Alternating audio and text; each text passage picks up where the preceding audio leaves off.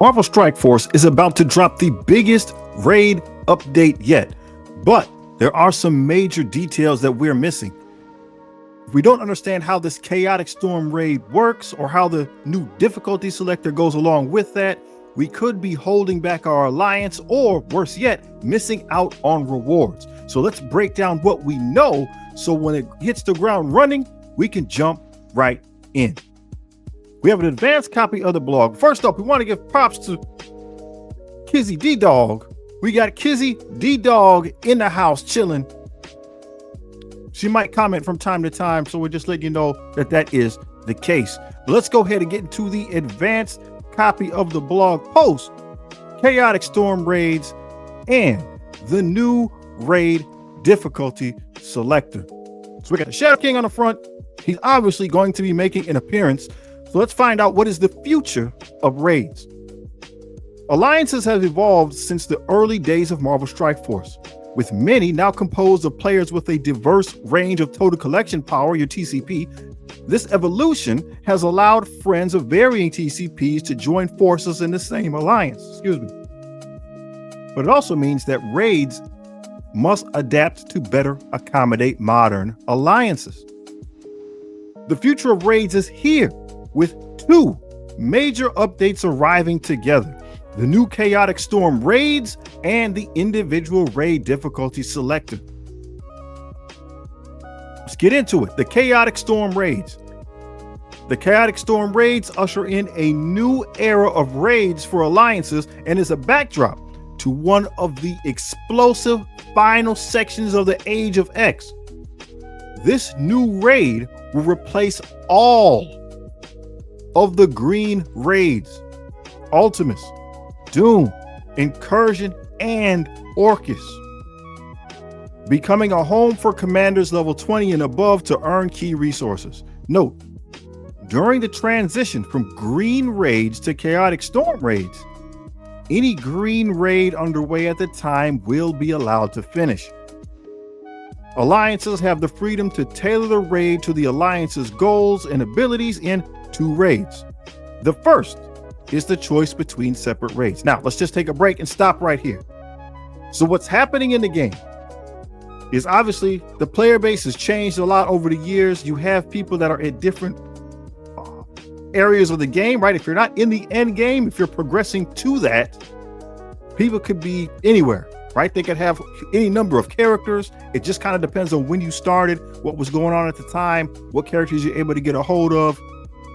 And so that sometimes causes problems with trying to organize alliances for raids, right? A lot of us might not know that. If we're ultra end game players, in the mid game, it can be a little chaotic, and I'll give you some of my own examples as we go through. So now we have an opportunity to have those individuals play together.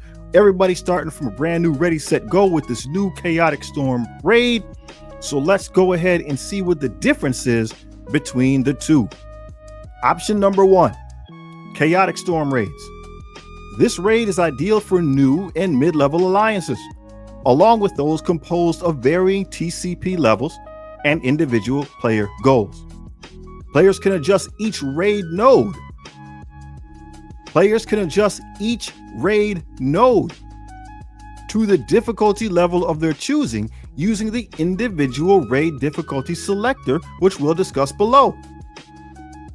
Option two, Chaotic Storm raids Omega. This is the raid of choice for competitive, highly organized, communicative alliances, or those with a roster of uniform high TCP. The rewards are greater, but alliances can only set a uniform difficulty for standard nodes. So far, what do we understand? We understand that option one, you're able to change each individual node. So depending on who's in your alliance, everybody can have their own experience. Option two looks a lot more similar to the way raids at the end game work right now. There's just a standard mode or standard difficulty, and that's what it is, and you go get it. What else says changed? It says new boss lanes. Both the Chaotic Storm and the Chaotic Storm Omega will come with an optional boss lane for every member of your alliance. Boss nodes don't count towards your alliance completion percentage. So if you find the boss is too tough, or you'd prefer not to engage in a boss node, you can back out without penalty to your alliance and choose the main lane.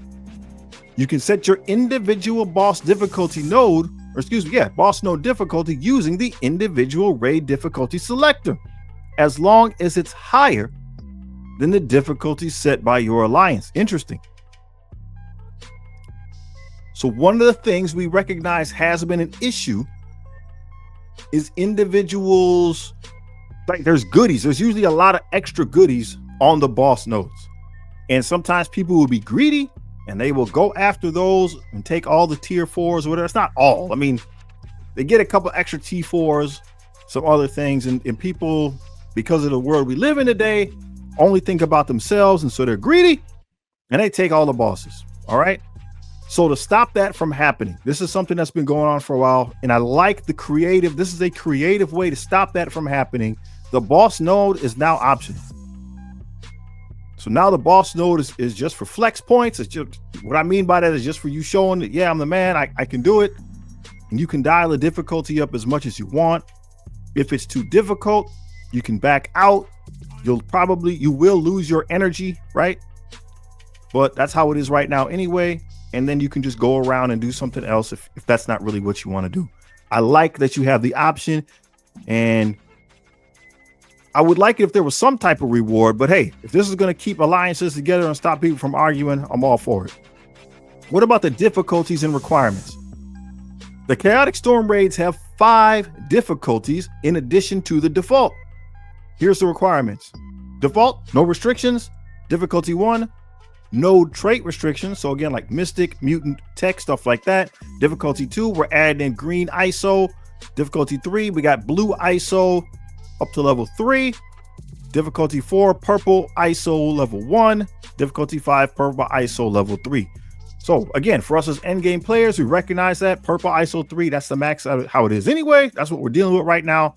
But those of us who are working our way up to that, there's the difficulties. And I believe if I understand things correctly, right? I'm trying to understand. So let's say we started our run at my new player alliance, right? We got people of varying abilities there. I'm pretty weak compared to some of the individuals as you might have seen in some of the other videos.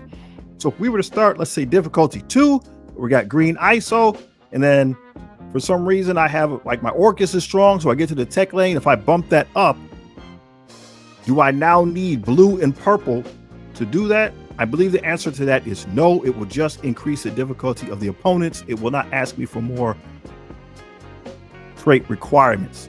But as we'll see later,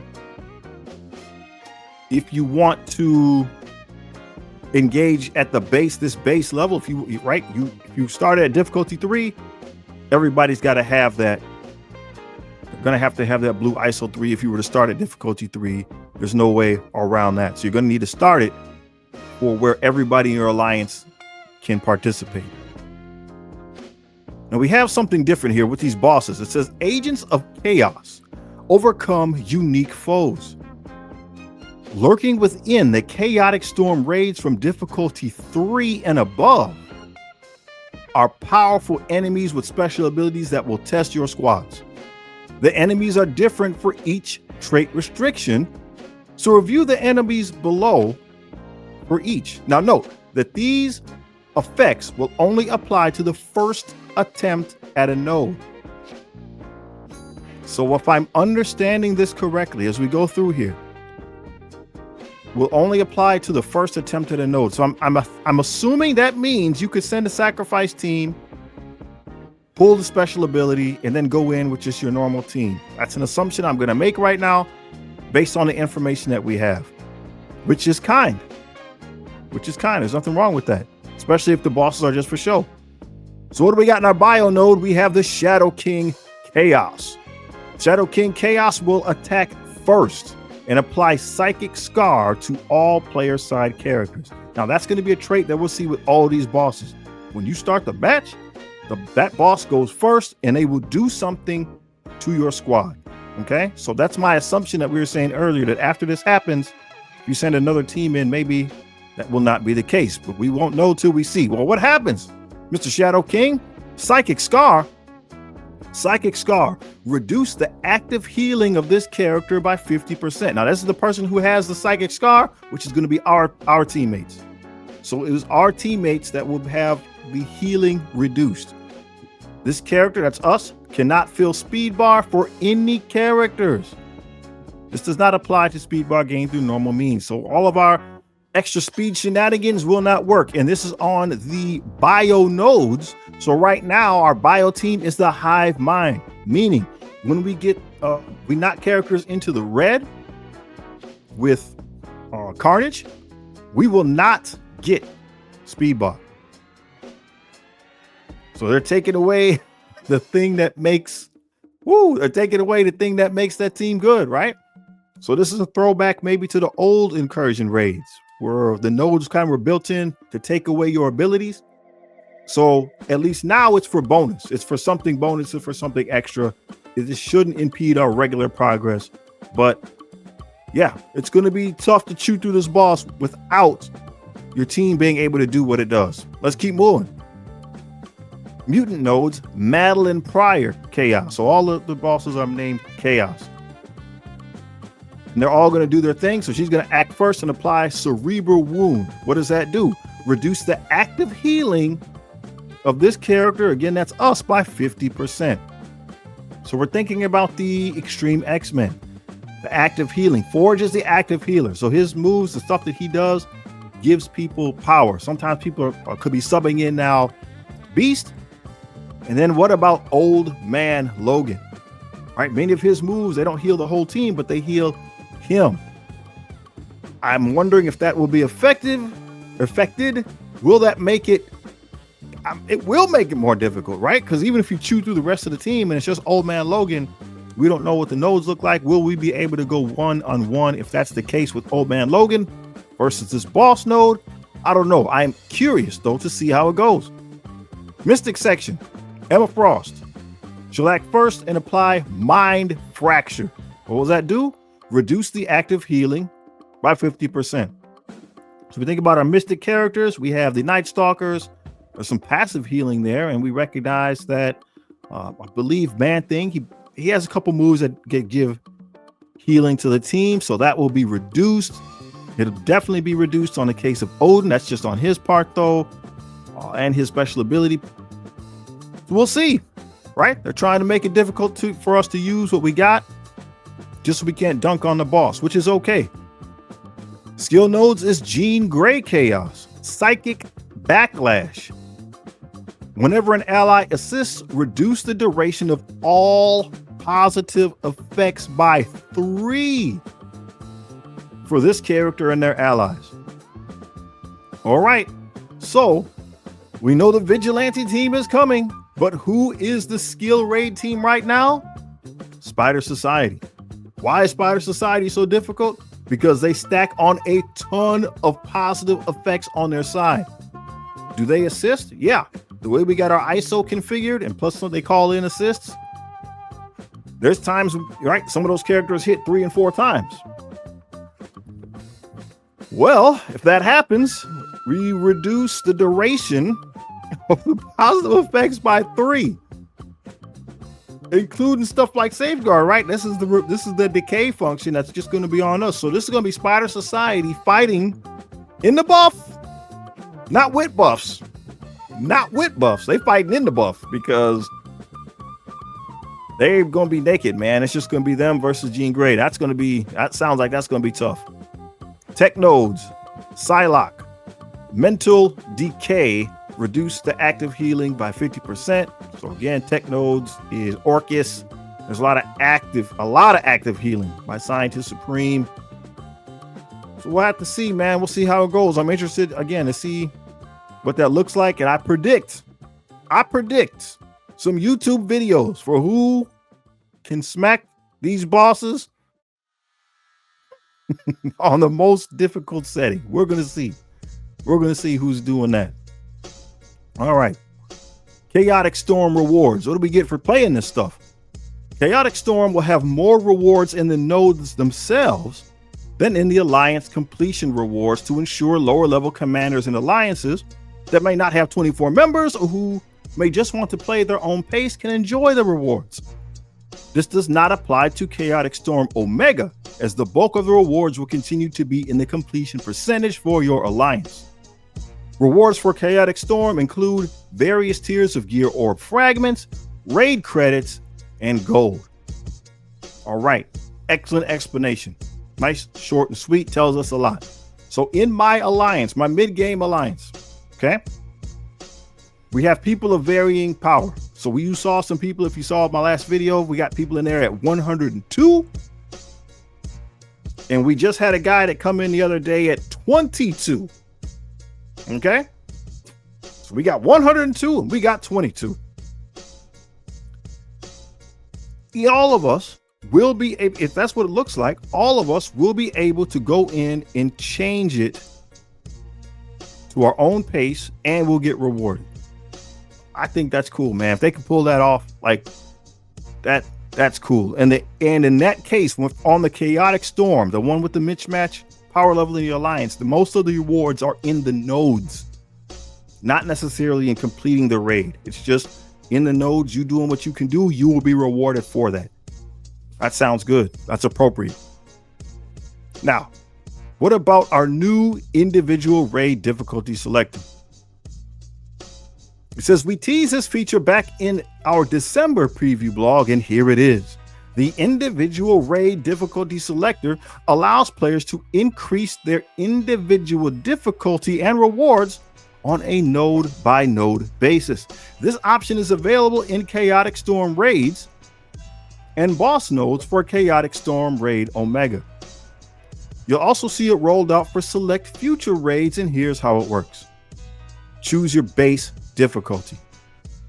When launching a Chaotic Storm raid, alliance leaders will choose a base difficulty that will apply to all of the nodes. Now, I don't know if you can hear in the background, but my other dog, King Chewy, is commenting.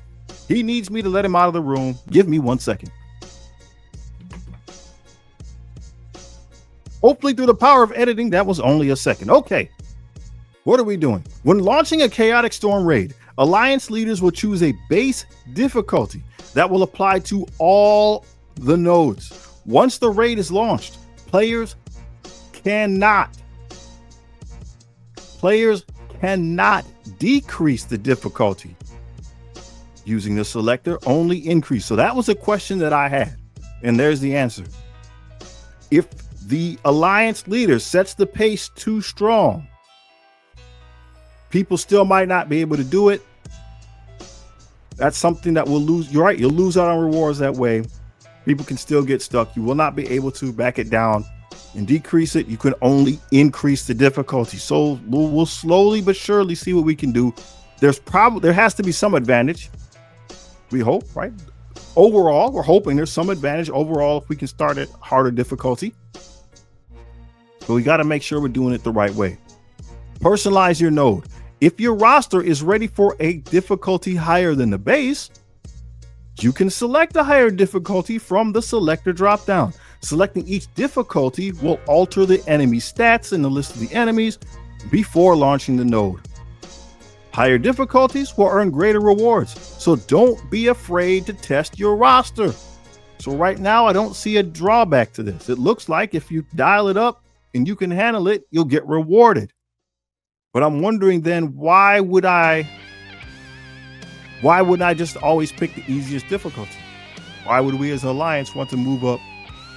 Maybe just to help people, encourage people to build their teams properly? Guess we'll have to see. Reset. If you launch a higher difficulty and find that you're not quite ready for the challenge, you can use the reset button beside the difficulty selector, either after being defeated during the raid or after backing out. Resetting the node will reset all enemy health and ability energy and allow you to return to the base difficulty. Okay? Note, your character health, abilities, and death will remain even after resetting the node, along with the raid energy spent. You can also reset a node on behalf of an alliance member. So if an alliance mate attempts a raid node, is defeated, and you don't think that you can clear the node, you can choose to reset the node. Okay, so what do we have there? Resetting the node resets the enemy, resets it, all the enemy health and ability energy. So it starts it fresh, like you're just walking in. If you have lost health, if you used abilities, and if you lost characters, that stuff's gonna stay, right? Your dead characters, they're gonna stay dead. You got 50% health, you're staying at 50% health. So it's in our best interest to get out of there once we realize there's a problem. Okay? Once we realize there's a problem, and I get it. Maybe we should, right? Hey, I'm gonna try my best to punch my way through. Maybe we get 80% of the way through or something, and we just can't do it, and the person behind us is not strong enough to help. Then an alliance mate, or says maybe it's a leader, I don't know who, can reset the node. But we got to remember, when that happens, it 100% resets the node. And this will be with the intent to bring the difficulty down, probably making it super easy mode, so we can punch through and go back. All right. Now, I'm not 100% sure how that's going to work, because I think everybody has their own lane. But maybe I'm wrong. Maybe it's in the normal chaotic storm, probably has some lanes that double up, and in the Omega, everybody probably has their own lane. That's probably what it is. When's this going down? It says, join the chaotic storm with your alliance. The chaotic storm raids begin on March 27th. That's a week. This time next week, we're jumping off the chaotic storm raids. So it says, begin coordinating with your alliance to choose the best raid for your alliance and the optimum difficulty level to maximize your rewards. And as always, the information is subject to change. Now, what do y'all think about that? I like raids. I like group content. I'm excited. I want to know how this is going to go. What do you guys think? I think they hit it out of, if they pull this off, I think they hit it out of the park. This eliminates a lot of the problems that people have had concerning raids for some time. People stealing the boss nodes, that's not a thing anymore. Maybe some challenging PvE content with these weird bosses, right? Maybe that's something good that's going to be happening. You still have the old school way of, for alliances, right? So I have an end game alliance I'm in that we want to challenge and push content. It looks like that is still intact. I'm hoping that means the rewards are appropriate. And then for those of us who are, this is just the world a lot of us are living in now, you have alliances with mixed groupings of people. You can still do raids regularly and get rewarded, and people can still progress. I think that's appropriate. I think we're doing the right thing. It sounds good. Hats off to Scopely. Do you have any questions? Do you have any questions about it? We still can try to get some questions answered. I still might have one or two. I got to think about how to phrase it. A lot of my stuff has been answered, but I might still have one or two hanging around. If you have more questions, leave them in a comment. Hit us up in the Discord. And if you need an alliance, the No Cap Recruitment Discord is always open. The link's in the description. We can get you now, right now, we can get you in anywhere, right? Once the chaotic storm starts, we can get you in anywhere, man. Awesome. Awesome. Hey, make sure you check this video out right here if you haven't. It's legit.